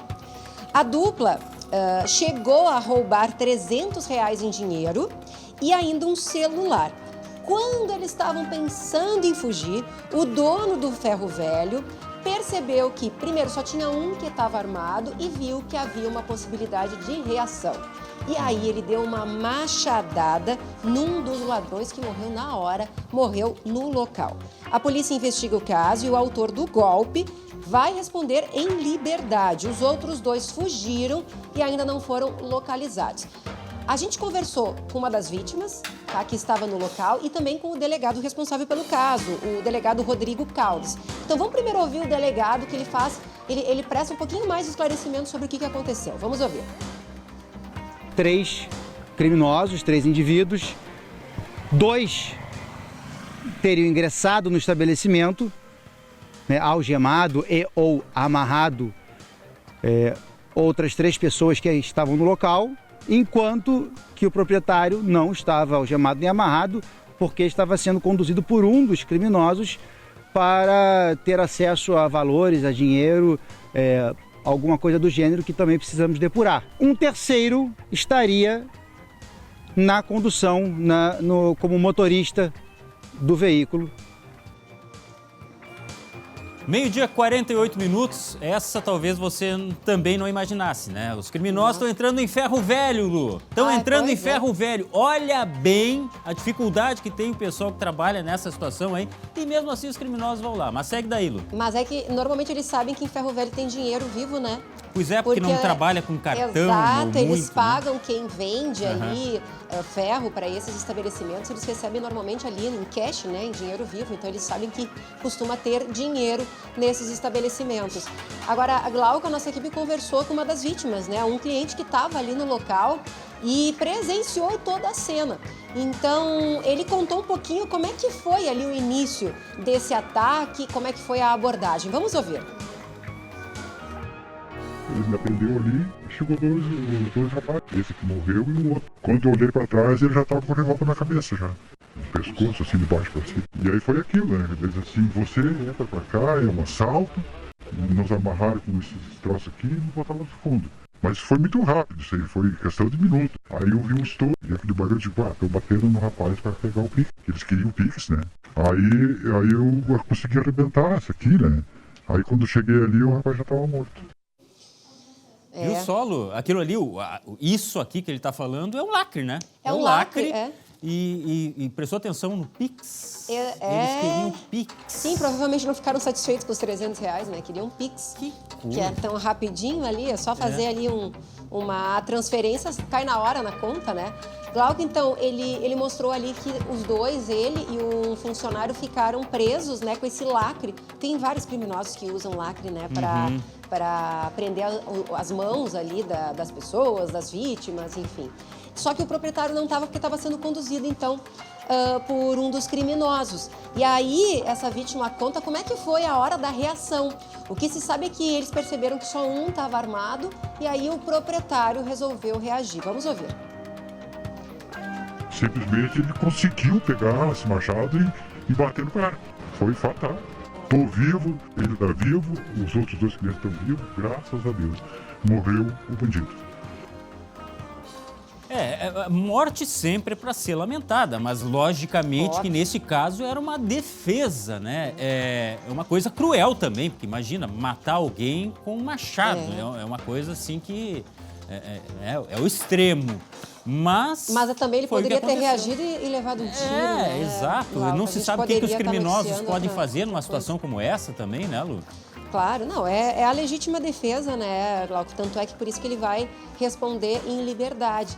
Mas a polícia, enfim, todo mundo acaba sempre orientando as pessoas a não reagirem. Porque o que poderia ter acontecido? Ele pegar o machado, na hora que ele pega o machado, o bandido atirar na cabeça dele. E a gente está aqui fazendo justamente, noticiando o proprietário de um ferro velho que daqui a pouco foi vítima, né, de um assalto. E aí agora, eu ressalto aqui mesmo assim, Lu, a dificuldade que tem esse pessoal de trabalhar, de conseguir um dinheirinho suado ali no local que a gente está mostrando aí. Gente, olha, é um ferro velho, com tudo que eles têm para fazer, com toda a dificuldade, com tanta conta para pagar. E aí vem 3 criminosos, não era um, 3 criminosos, né? 2 desceram do carro, né? Um ficou ali esperando para fugir. E aí os outros 2, a polícia ainda não localizou, né? Agora então começa a investigação para tentar localizar esses 2 bandidos que acabaram fugindo, né? Não é fácil. Viu? Então a gente segue acompanhando aí esse caso. Bom, é a nossa vida e a nossa selva, a nossa guerra diária, infelizmente. Vamos lá, seguimos por aqui, meio-dia e 52 minutos para falar de colapso na saúde da região metropolitana. 14 municípios pedem ajuda do Estado para conseguir dar conta da alta demanda por atendimento em emergências superlotadas. Confira na reportagem. Trouxe a minha esposa aqui no Becker agora, às 10 horas da manhã. Já são quase 5 horas e até agora não foi atendida ainda. É um pouco demorado o atendimento aí. Estou com meu filho aqui na parte dos convênios aqui, mesmo assim está demorado. Tem uma senhora com umas crianças que dá até pena, né, de ver, né?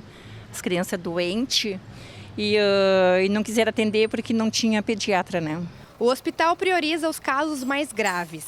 A maioria dos doentes chega com sintomas respiratórios ou suspeita de Covid-19. Nesta quinta-feira, a emergência do Dom João Becker atendia 2 vezes mais do que a capacidade. Sempre tem essa sazonalidade de quando começa a esfriar, né? Tem um impacto principalmente no aumento de doenças respiratórias, né? Isso todo ano é já esperado, né? Junto com isso, a gente tem notado que está tendo um aumento também dos casos de pacientes com Covid. Diante do colapso na saúde, a Associação dos 14 municípios da região metropolitana busca formas de desafogar o sistema. Com esse aumento exponencial de atendimentos diários, todos os municípios estão com a sua capacidade de atendimento de saúde superlotados, em especial para aquelas pessoas que são consideradas pulseirinha verde e pulseirinha azul, onde que se trata mais de síndromes respiratórias. Entre as ações definidas para aliviar o sistema de saúde estão o pedido de recursos para instalação de tendas respiratórias, a criação de uma plataforma de teleatendimento para os casos menos graves, a compra de materiais hospitalares com preços diferenciados e o fortalecimento das campanhas de vacinação contra a gripe e a Covid-19. Outra intenção do grupo é auxiliar o Hospital Universitário de Canoas a abrir todos os leitos disponíveis para receber pacientes da região. Nós estamos tanto preocupados em ter algumas ações propositivas, uma agenda compartilhada entre todos os municípios da região metropolitana e o governo do estado.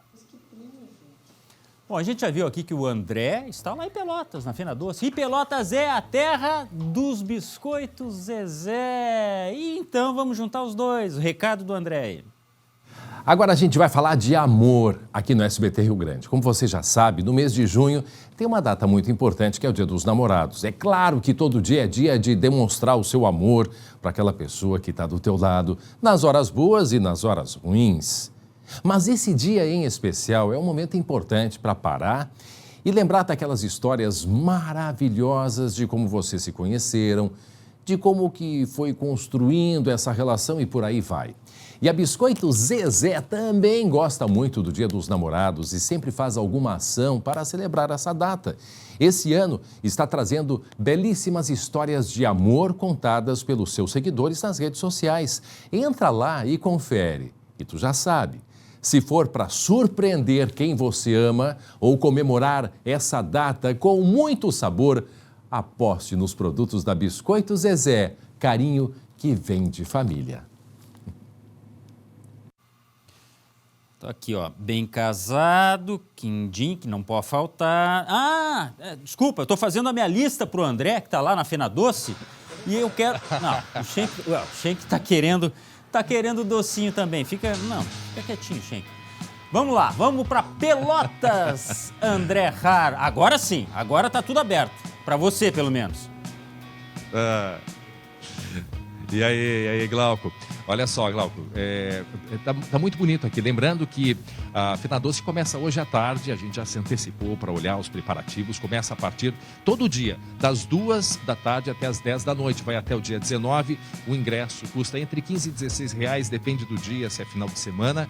Quando você compra o ingresso, já ganha um docinho e o valor é padrão.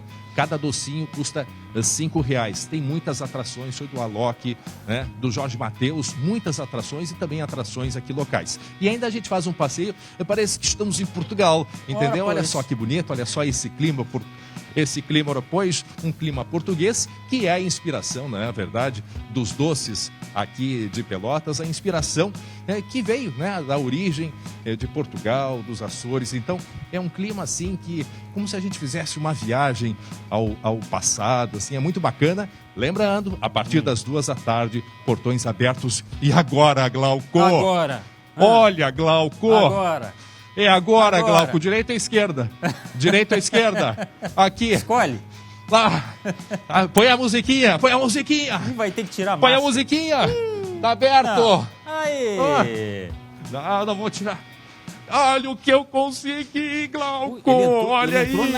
Eu vou conversar com a Luciane Bica. Entrei na cozinha.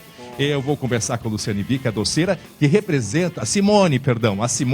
Cheguei a ficar até nervoso, porque eu consegui entrar aqui nesse palácio da Cidade dos Doces. A Simone representa, né, a Associação das Doceiras e vai nos falar um pouquinho. Importante essa festa que não acontecia, né, essa feira há 2 anos e agora essa retomada. Não é verdade? É verdade. O nosso sentimento todo é de muita alegria, muito otimismo. Tá? Foram 2 anos nos reinventando, certo, estudando para que na retomada as coisas fossem assim como vai ser esse ano, especiais. Quantas famílias dependem da produção de doces? Olha que espetáculo aí, Glauco, quem nos acompanha, olha que maravilha. É uma arte, né? Ai, Jesus. É uma arte. São quantas famílias, hein? Durante o ano, associadas hoje, somos 17, mas em Pelotas, muitas doceiras fora da associação. Certo. E durante a feira, mexe com muitas famílias. Essas 17 doceiras se multiplicam aí em 10, 15 funcionários e mais... E essa tradição que ela vem de Portugal, vem dos Açores, sim, ela é um produto doce de Pelotas, ele é uma marca, né? Sim. Não é demorou muito para conquistar o que se tem hoje, até na qualidade, medição de açúcar, quer dizer, tem todo esse critério, né, Simone? Tem, o doce de Pelotas, ele é um doce com uma tradição de 200 anos atrás, né? E esse doce, ele é todo selado, certo, ele tem o selo de identificação, aonde se for procurado pelo número do que tem aqui no selinho dele, tu vais descobrir quem fez, data de validade, ingredientes, a quantidade de ingredientes, então é um doce todo rastreado. Então, pra gente encerrar, eu pergunto, qual é o doce mais produzido, mais vendido, que é assim o xodó de todo mundo? É esse que eu quero. Vou te dar um aqui para te provar já ele. É esse o teu, Glauco? Eu vou levar pra ti então, Glauco. Isso. Esse aqui é o doce mais vendido. Esse aqui, ó. Glauco, meu querido amigo Glauco. Olha aqui, olha só. Não parece um sol? Olha aqui. Lustroso. Que bonito, hein? Não é bonito?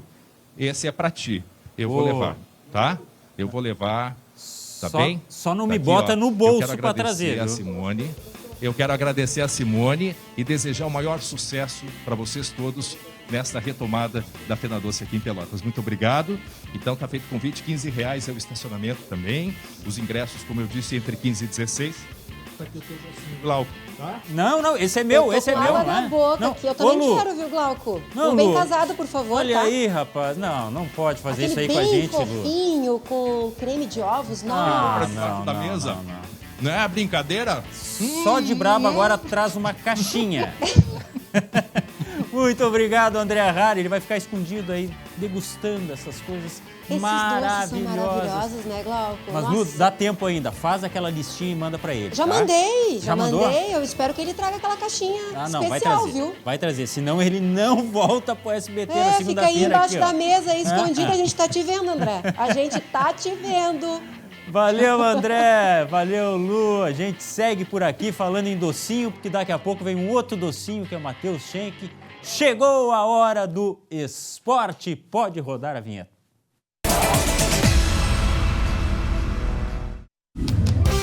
Esporte SBT. Oferecimento MrJack.bet. Palpite certeiro. Saque instantâneo. Ai, tá, a boca tá... que começa, né, a sair aquela... Vem, Schenck. Vem, que eu tô tentando secar aqui, que correu tanta água da boca vendo aqueles doces. Tudo bem? Tudo certo, Glauco. Obrigado pelo docinho. Tô até estranhando, porque o Glauco nunca elogia ninguém. Ele nunca é simpático comigo. Alguma coisa tem. Que maldade. Alguma coisa tem. É só me dizer... Não, eu posso ver daqui o veneno. Eu nunca elogiei o Thiago Santos também. Eu posso ver o veneno saindo daqui. Nunca elogiei o Benítez. Aliás, que sorte, hein? O Benítez não fez gol, senão ele teria que botar o batom hoje. Rapaz, pra quem não viu, né? Ontem eu tinha dito que se o Benítez fizesse um gol pelo Grêmio ontem, eu viria para o SBT Rio Grande hoje com um batom. Não aconteceu. E aliás, que joguinho ruim. A gente tem algumas imagens que viralizaram nas redes sociais nesse tiro de meta do Thiago Rodrigues, o goleirão da equipe do Vasco. Ô, olha Glauco, só. Olha a sequência desse lance, parece eu não quero tentava jogar bola. Não, eu também não quero. Toma pra ti. Não, eu não quero também, toma pra ti. Não, só um pouquinho, eu não sei o que fazer com isso. Vai lá. Foi essa bizarrice toda ou a gente tá exagerando, Glauco? Não, foi ruim, o jogo foi ruim, né? Foi ruim, a gente tem que reconhecer isso aí. Aliás, Série B é pródigo em ter jogo ruim. E não vamos esconder de ninguém. Na verdade, o negócio é ganhar, só que o Grêmio não ganhou. Pois é, de novo. E de novo não ganhou, mas ontem, a gente pode até ver os melhores momentos, ontem pelo menos jogou um pouquinho mais com raça, né? Chegou junto, marcou forte o Vasco, os dois times criaram... Olha o Thiago Santos aí, quase fez um golaço, tanto que eu critiquei ele. Eita. Quase fez um golaço. O Breno foi muito bem quando exigido. O Grêmio mostrou um pouco mais de brios ontem, um pouco mais de raça, um pouco mais de vontade, né? Não foi suficiente para ganhar. Só que assim... esse é o problema, né, Glauco? O Grêmio ontem jogou mais do que vinha jogando, mas não ganhou de novo. Empatar com o Vasco no Rio de Janeiro, em condições normais, beleza, um bom resultado. Só que o Grêmio vem de uma sequência tão ruim que ontem tinha que vencer. Ontem tinha que conquistar a vitória. Não adianta você empatar com o Vasco, mas antes disso ter empatado com o Criciúma, com o Vila Nova, com a Ponte Preta, perdido para a Chape. E sabe o que acontece? Fica aquela sensação de que transferiu apenas a pressão, né? 21 mil torcedores no estádio. Eu sei que era difícil de ganhar do Vasco lá, tá. Mas agora ficou tudo para a Arena. Continua a mesma pressão. Foi um ponto apenas conquistado. E depois do jogo, o Roger Machado parecia que tinha visto a seleção brasileira jogando, né? Mas o que se fala nem sempre é o que se pensa. Porque foi só elogios. Falou sobre a pressão, falou sobre essa necessidade de o time competir mais. Aliás... Melhor do que eu falar é o Roger falar, né? Muito! Mas bota muito nisso. Então vamos lá. Vai lá, Roger. Eu não consegui passar confiança para os caras e eles acreditar em tudo que vem de fora e acreditar que está tudo completamente errado, né? E que se perder o treinador vai sair. Isso é muito difícil conseguir trabalhar. Ninguém consegue trabalhar com esse cenário, né? Então, internamente o ambiente estava bom, sim. É preciso transformar um ambiente leve. Será que estava bom o ambiente depois de você empatar tantos jogos seguidos, Glauco? É que eu esperava fim do mundo se ele chegasse e dissesse assim, olha, o ambiente não tá bom, foi um resultado péssimo de novo, o pessoal não entendeu o que a gente tinha que fazer. Não, aí a entrevista ruim, né? Sincera. Super sincero. Só que assim, tem um detalhe, né? Ontem o Denis Abrão falou uma coisa que a gente vai mostrar daqui a pouquinho, que ele vem se repetindo, né? Ele já tinha dito que o Grêmio iria estrear na Série B em maio. Não aconteceu, o Grêmio continuou patinando. Ontem, de novo, disse que o Grêmio estreou na Série B nesse jogo. Vamos ouvir o Denis? Vamos. Bora lá. Presta atenção nas datas, tá? Vai. Só que eu acho que hoje eles entenderam como é que é jogar a Série B. Hoje parece que nós estreamos na Série B. Nós tivemos atitude, comportamento de Série B, jogamos como se joga uma Série B. Percebeu? Algo errado não está certo. A primeira parte da entrevista dele ali era depois do jogo contra o Ituano, ainda no meio de maio, que ele disse que agora a gente começou a jogar. Sim. Não rolou.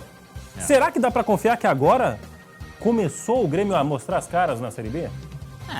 É discurso. Ô, Schenck, é discurso, tanto dele quanto do Roger, para tentar acalmar o torcedor que está irado. Aliás, a repercussão na rede social foi muito forte ontem.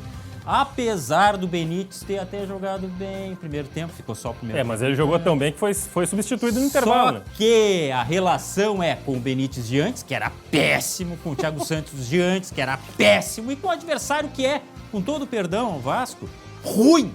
E é o único invicto dessa Série B, né?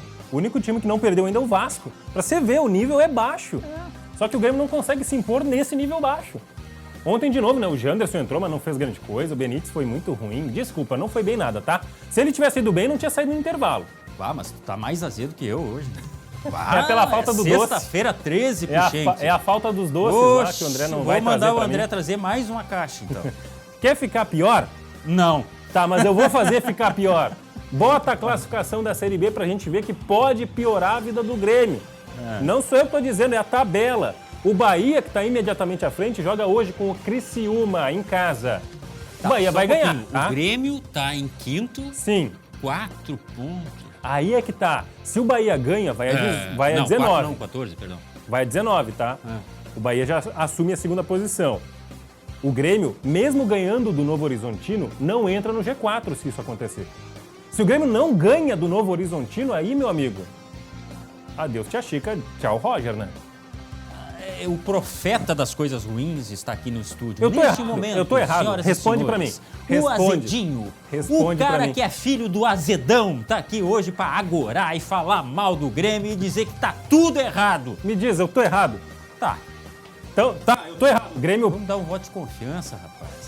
Eu acho que agora o próximo jogo Baseado em quê? Terça? Não, o próximo jogo é com o... Novo Horizontino. Novo Horizontino, isso. Confronto direto, olha ali, o Novo nome... Horizontino tá em sexto. É que o nome, assim, ó, cara, vai ganhar em casa, tá? Vai ganhar em casa e olha só, 14 ele vai pular pra 17. Ele vai ficar embolado já pra subir de novo pra aquele grupo que tanto o Grêmio fala que é o chamado G4. É um eterno otimista. Claro, rapaz. Baseado em quê? Vozes da sua cabeça. Não, é que assim, eu não sou tão azedo. Eu era azedo, virei limonada. Com aquele docinho, sabe? Não sei quando isso aconteceu. Olha só. Não sei quando. Mas olha só, falando em cara azedo, Miguel Ángel Ramírez. Mas ele não era azedo. Azedo era o pessoal. Miguel Ángel Ramírez foi na FIFA cobrar uma dívida do Inter. A gente vai contar essa história depois do intervalo.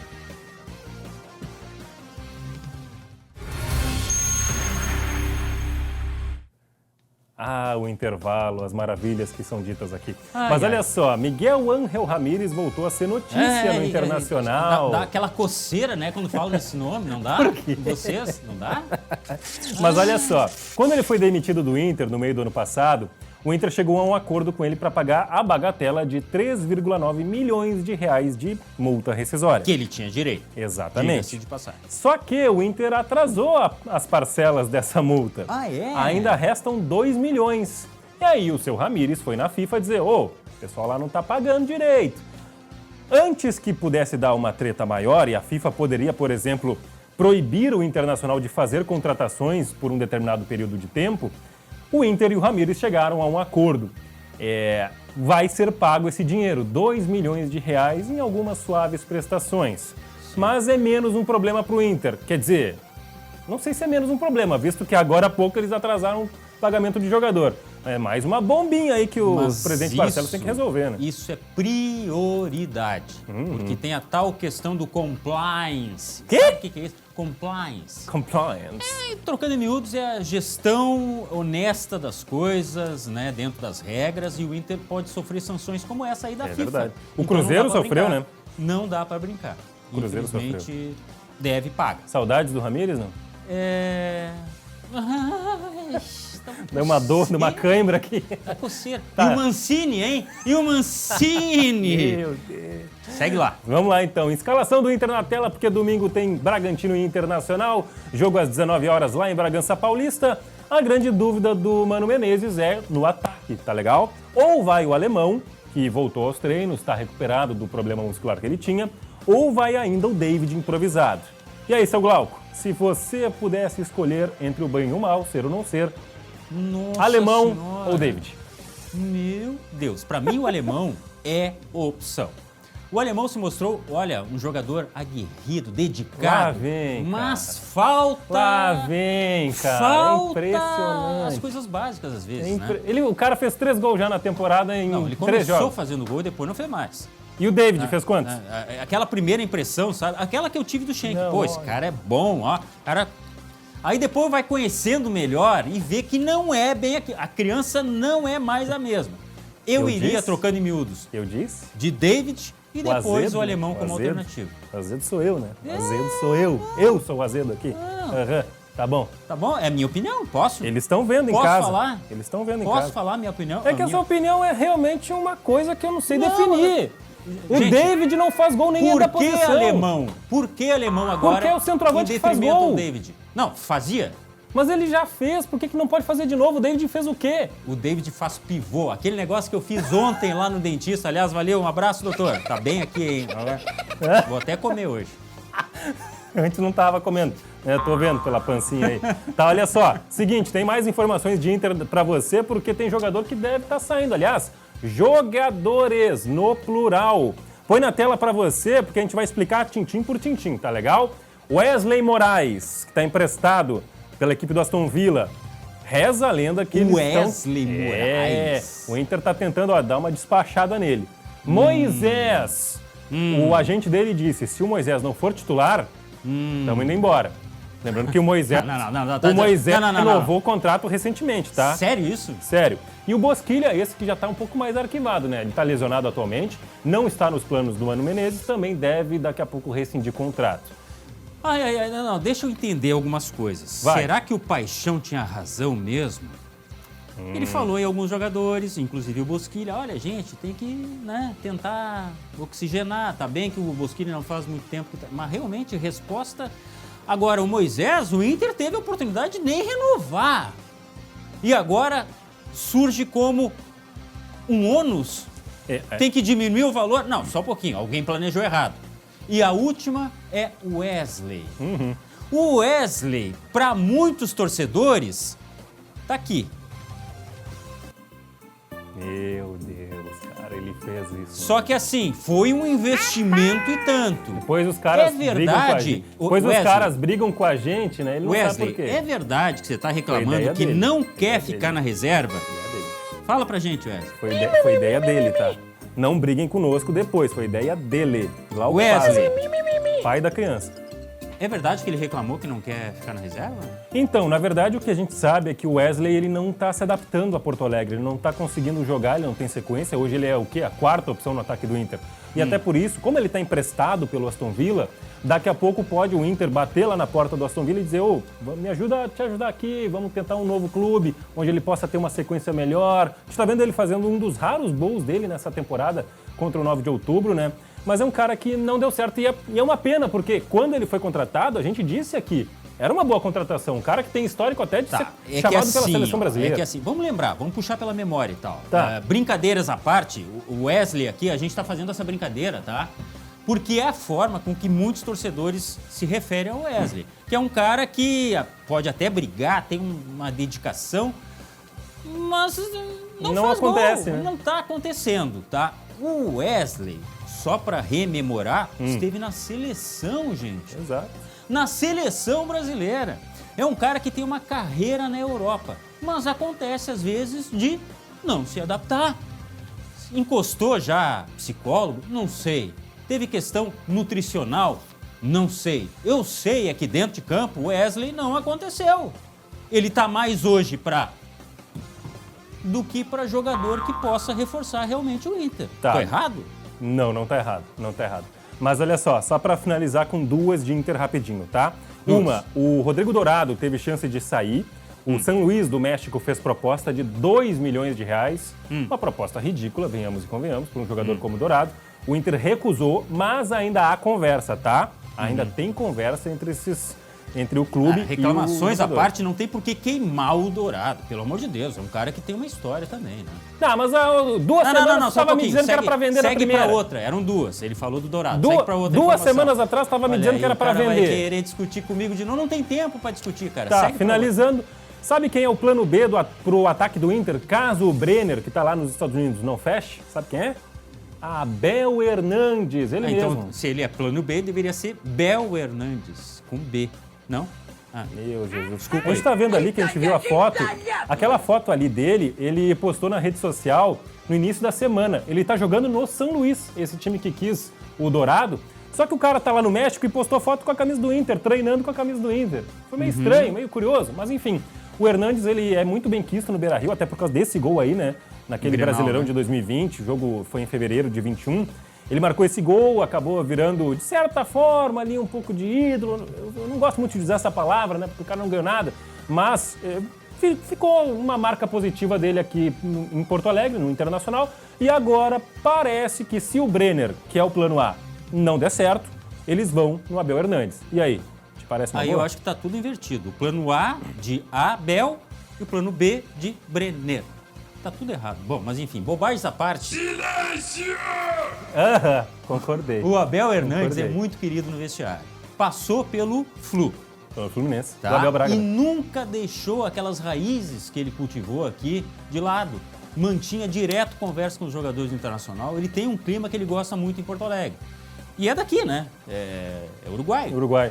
Então, eu acho que ele gostaria sim de voltar. Agora, se é interessante pro Inter... É aquela coisa, eu também já deixei muito clima legal em empresas onde eu trabalhei, não quer dizer que eu vou querer voltar pra lá. Sério isso? Verdade, acredite. É mesmo? Só o clima bom não é o adianta. que eu sei. Não é o que eu sei. Mentiroso. Só o clima bom não adianta, tem que saber jogar bola. E o Abel Hernandes é um caneleiro. Isso é verdade. Ah, mas que agressão, do nada. Mas eu tô errado. Quer ficar com o Wesley? Mas aí você manda o Wesley de volta pro futebol inglês e aí traz algum jogador que seja um pouco mais qualificado. O Brenner é uma ótima alternativa. Agora, uma coisa é certa. O Inter tá se vendo para pagar todo esse pessoal. E agora, só me diz uma coisa. 2 semanas atrás, quando o Inter meteu 5 lá no time equatoriano, 9 de outubro, tu não disse que, na primeira oportunidade que vier pro Dourado, tem que mandar embora? Quem vier? Como assim? A primeira oportunidade aqui, primeira transferência... jogadores? Sim, disse que era para mandar o cara embora. Agora que ele é titular absoluto do time do Mano Menezes, o nosso querido Glauco Pazza quer se desfazer na primeira. Mas o Azedinho, ele tá assim, ó, ele espera para terminar o jornal, que daí não tem tempo de falar mais, né? Faz assim, ó, vamos conversar, eu, tu e o Wesley, depois do programa. Tá? Vai dar uma... Porque assim, não vem com essa. Agora, é muito curioso, para terminar, que o pessoal nos pergunta assim, pô, mas não tem dinheiro? E o Inter quer o Bruno Mendes.